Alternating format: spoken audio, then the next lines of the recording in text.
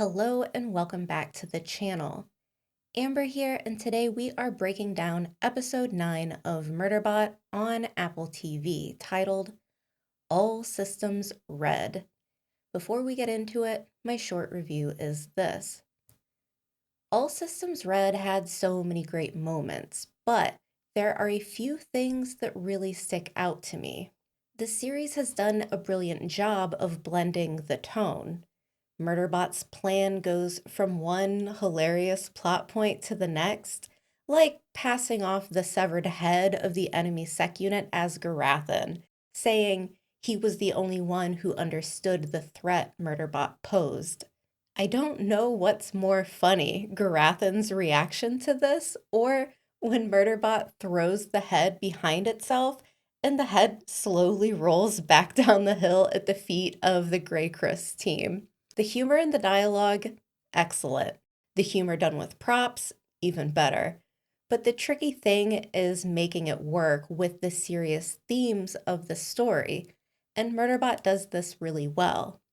It's funny, but that doesn't detract from the heart of the story, and this episode is the best one yet so far, in my opinion. One of my concerns about the show was that in the future, if it gets renewed, Murderbot isn't always with the same group of people. It has many adventures meeting new groups and entities along the way. I was wondering if the show would be able to keep up with that tone if the preservation team wasn't front and center, and watching Murderbot interact with the Greycrest team answered that question. It's just as good, just as funny, and not only is it enjoyable to watch, it serves as a meter for Murderbot to gauge just how well it's adapting and blending in. I'm no longer concerned in the slightest, and I'm so excited to see how Apple moves forward. My guess is that it's only going to get better as it covers material from the later books. And I have to really give Alexander Skarsgård a round of applause here. There is something so wholesome here in his depiction of Murderbot, and it's not easy juggling the traits of a character who is both childlike in nature but a violent killing machine. It's a little bit like Amos Burton from The Expanse, an enforcer type character that audiences will always root for. It might not be the most emotionally mature character, and sure, it's dangerous, but when shit hits the fan, it's the person you want on your team fighting on your side. And Skarsgård has me laughing, cheering the whole way through. And in the end, getting pretty emotional as well. He's killing it in this role.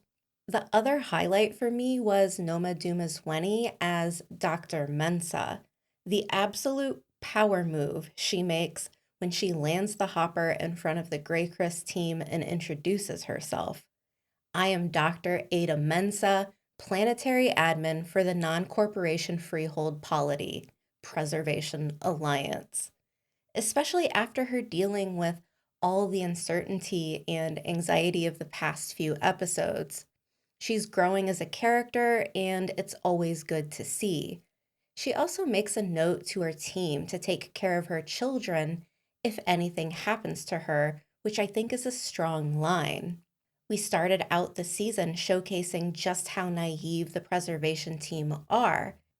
Now Mensah fully recognizes the danger she is in, pushing the anxiety aside and making a sacrifice to try and save Murderbot, which in turn Murderbot sacrifices itself for Mensah when the beacon ignites, and it hurls itself off the side of the cliff, holding Mensah in a position to break her fall with its own body. Another strong aspect of the episode is each member of the preservation team doing their part and jumping in to help, while for the most part trusting Murderbot to lead. I know a lot of times reviewers will say this show will make you laugh and cry, but with Murderbot, it's a true statement and not a cliche.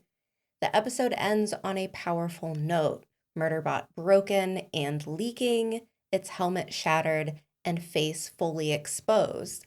It's not just physical damage, it shows us how far it's come.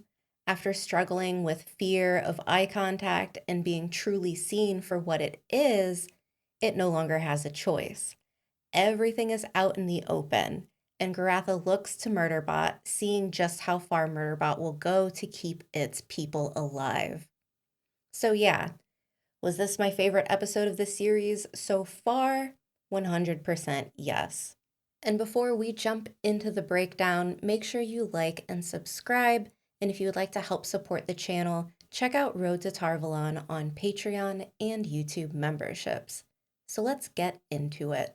Episode 9 kicks off with the preservation team heading straight into what is obviously a trap. Greycris gave them a meeting point, and everyone knows it's sketchy, but they don't really have a choice.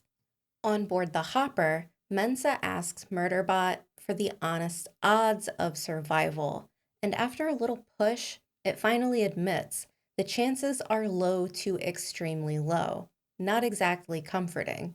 And in classic Murderbot fashion, it didn't tell them everything. Turns out it has a separate, secret plan. While it tells the humans one thing, it's actually trying to bait Greycris into dropping their system firewall, which is step 1 in a long con to get help by triggering Greycris's own distress beacon. It needs Pinley and Garathan to launch a drone, hijack the system, and activate the beacon. But to make this work, Murderbot has to pretend it's flipped sides. So it walks up alone to the Greycris crew, 4 humans, 3 sec units, and a whole lot of bad attitudes, and casually drops the biggest reveal. It hacked its own governor module. Then it claims to have killed Garathan and shows off a severed sec unit head as proof. Oh, and the head? It's actually from the sec unit that got destroyed by a giant alien insect in episode 7. To seal the deal, Murderbot offers to help Greycris take out the rest of the preservation team in exchange for safe passage off the planet. And Greycris buys it, but just barely. Meanwhile, the preservation team is listening in and starting to panic because it really sounds like Seki just sold them out. Murderbot says, "Trust me," which, yeah, never comforting in a situation like this, but they end up rolling with it and lower their firewall. Back in the woods, Garathan and Pinley do their part. They launch the drone, grab the access codes, and start the beacon countdown. Everything's going smoothly, and then Murderbot tells Greycris, "Hey, just so you know, they've already started the launch process. Basically, it wants them all standing near the beacon when it goes off. Boom, problem solved." Garathan figures it out first. He realizes Murderbot's trying to eliminate the threat for good. Even though none of them are exactly thrilled about it, the preservation team agrees. If Greycris escapes, they'll just keep coming after them. Then comes one of the most tense scenes of the episode. Greycris loads up into their hopper, bringing Murderbot along. Murderbot doesn't resist, it just accepts it. It even starts to say something to the preservation team. Maybe a goodbye, maybe a thank you, but stops short.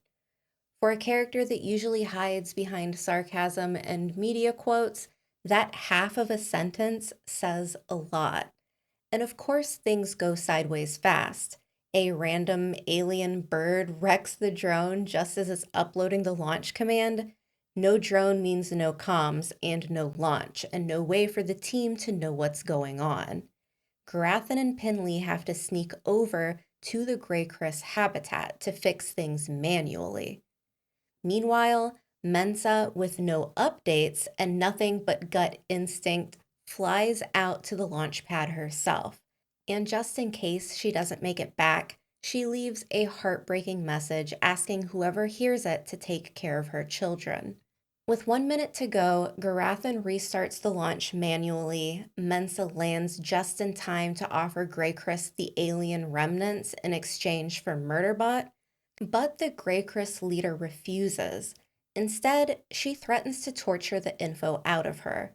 That's when Murderbot tries to bluff, saying it'll handle the torture, but accidentally quotes another line from The Rise and Fall of Sanctuary Moon, and at this point, Greycris isn't buying it anymore. The standoff escalates into an all-out brawl, but before the first shot is fired, Murderbot offers the other sec units a choice. It'll help them hack their own governor module, which gets no response, but thinking quickly on its feet, Murderbot gives another generous offer. It'll share its entire media collection, flooding the enemy sec unit with data so fast that it hesitates, giving Murderbot an opportunity to disarm it. And during the chaos, the beacon finally launches, taking Greycris's crew with it. Murderbot sprints towards Mensah, grabs her mid-explosion, and jumps off a cliff. In a heartbreaking moment, it positions itself under her to take the impact, willing to sacrifice everything for someone it cares about. This is the same bot that just wanted to be left alone and watch TV. Now it's literally risking death to save a human. The two crash hard. Mensah lies behind Murderbot, bruised, bleeding, and crying. "You did it," she says. Murderbot, barely online and failing fast, tries to say, "We did it," but it can't even form the words. Garathan and Pinley arrive. There are hugs, tears, and finally understanding.